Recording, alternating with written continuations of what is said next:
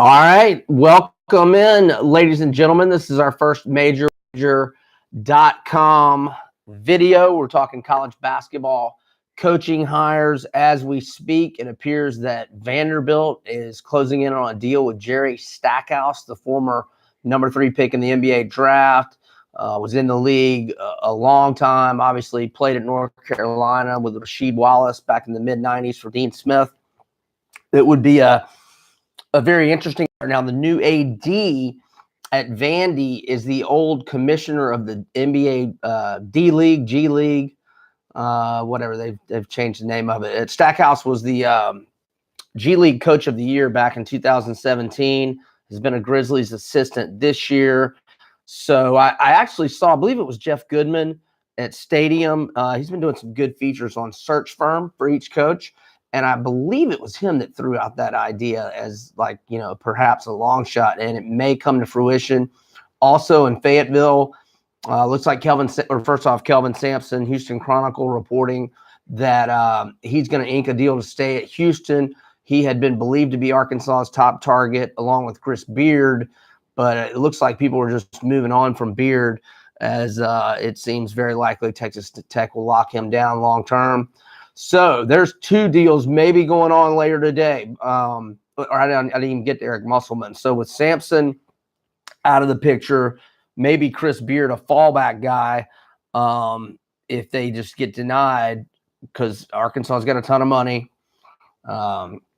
Tyson Foods, Jerry Jones, Sam Walton, etc. The Razorbacks can compete with most, and obviously they got plenty of SEC network money pouring in. So Arkansas, it seems to be, has eyed in on Nevada's Eric Musselman, who has mostly been a West Coast guy, but he was at LSU as an assistant, I want to say just 1 year.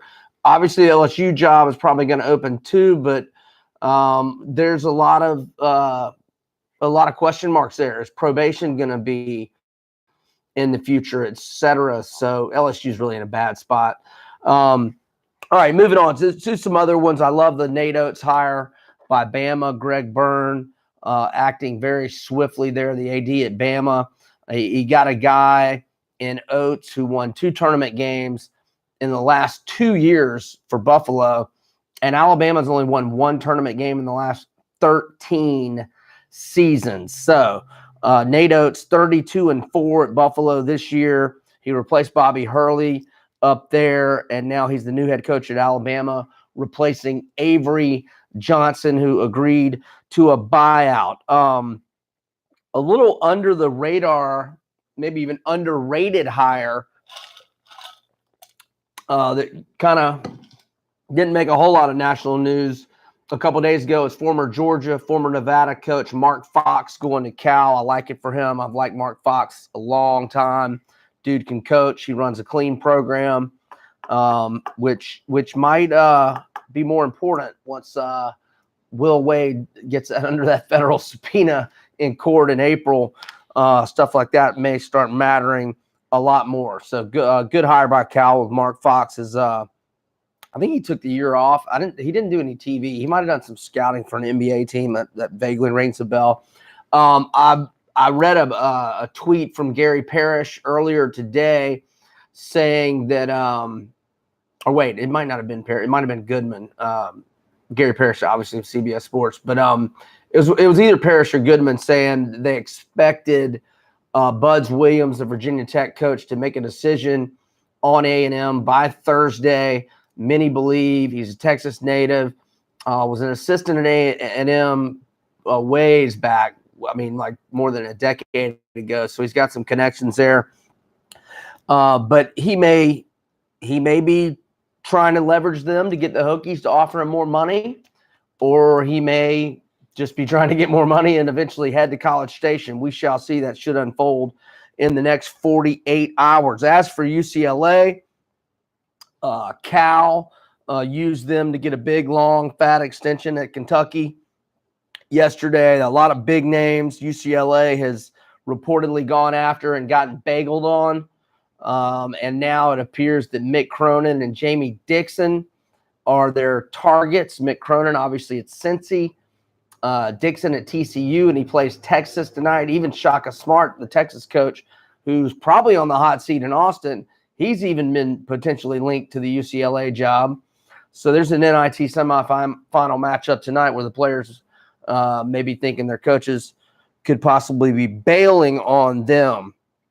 I don't know if Billy Kennedy is going to take a year off. Obviously ousted at A&M, 1 year removed from the Sweet 16. And by the way, check out majorwager.com. As Christopher Smith did a good column on SEC coaching changes, talking about how Kennedy, 1 year removed from a Sweet 16, gets fired. That would be unheard of in the SEC basketball a few years back. BYU job is still open. They lost a good one in Dave Rose retiring. Ron Hunter, long time at Georgia State. He has replaced Mike Dunleavy Sr. at Tulane. I like that hire for Tulane. Legendary Belmont coach Rick Byrd got his first NCAA tournament, a win for Belmont, but he has retired, I believe, after 33 seasons at the school. So Belmont is a good mid-major job that's open. UNLV, not a big name hire, but the South Dakota State coach, he got the Dominator, and that good player David Jenkins I saw is in the transfer portal, may end up following him to UNLV. It was Mike Daum, D-A-U-M. If you've not heard of him, you're not a hardcore college hoops fan. The Dominator had a hell of a career in the Summit League, and but he's graduating, and his coach moves to UNLV, and the sophomore Jennings, who's a hell of a player, played really good against Ohio State in the tournament game last year that they could have easily beaten the Buckeyes. South Dakota State, that's the Jackrabbits, right? Yeah, pretty sure on that.